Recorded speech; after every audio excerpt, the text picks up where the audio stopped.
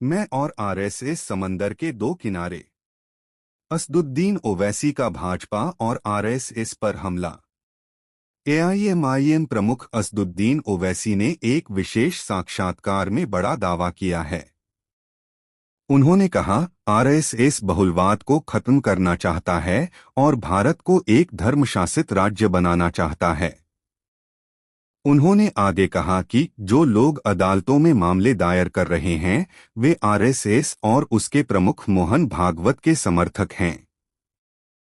अगर आपको लगता है कि वे सरकार का जिक्र करते हुए गलत हैं तो उन्हें तुरंत रोका जाना चाहिए, लेकिन यह केवल आपकी अनुमति के कारण हो रहा है। यह आरएसएस का भ्रम का सिद्धांत है।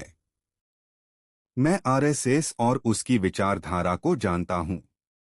यह बहुलवाद को खत्म करना चाहता है और भारत को एक धर्मशासित राज्य बनाना चाहता है।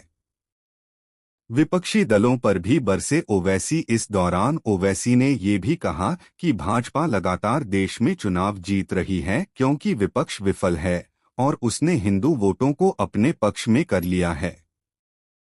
उन्होंने मोदी विरोधी वोटों में सेंध लगाने के आरोपों को खारिज किया। ओवैसी ने इस मौके पर पूछा, आप मुझे कैसे दोष दे सकते हैं, मुझे बताएं। अगर मैं 2024 के संसदीय चुनावों में हैदराबाद, औरंगाबाद, किशनगंज और कुछ अन्य सीटों पर चुनाव लड़ता हूं और भाजपा को 240 सीटें मिलती हैं तो क्या मैं जिम्मेदार हूं? उन्होंने कहा कि उन्हें दोष देने और उन्हें भाजपा की बी टीम कहने का प्रयास विपक्ष की उनकी पार्टी के प्रति नफरत के अलावा और कुछ नहीं है, क्योंकि यह मुख्य रूप से मुसलमानों का प्रतिनिधित्व करती है। बता दें कि कांग्रेस जैसे विपक्षी दलों ने हैदराबाद क्षेत्र के अपने गढ़ से बाहर अपनी ऑल इंडिया मजलिस-ए-इत्तेहादुल मुस्लिमीन पार्टी को बढ़ाने के ओवैसी के प्रयासों का मजाक उड़ाया है। उनका कहना है कि वह वोटों के एक बड़े हिस्से, जिसमें ज्यादातर मुस्लिम हैं, को छीनकर भाजपा को लाभ पहुंचा रहे हैं। मुसलमानों की भागीदारी कहां है? ओवैसी ने कहा, जब समाज के हर वर्ग के पास राजनीतिक नेतृत्व की झलक होती है और यह आपको स्वीकार्य है, लेकिन आप नहीं चाहते कि मुसलमानों के पास राजनीतिक आवाज, राजनीतिक नेतृत्व की झलक हो। वहीं यह पूछे जाने पर कि क्या वह कांग्रेस का जिक्र कर रहे थे, उन्होंने कहा कि वह बसपा, सपा और भाजपा समेत सभी विपक्षी दलों का जिक्र कर रहे थे।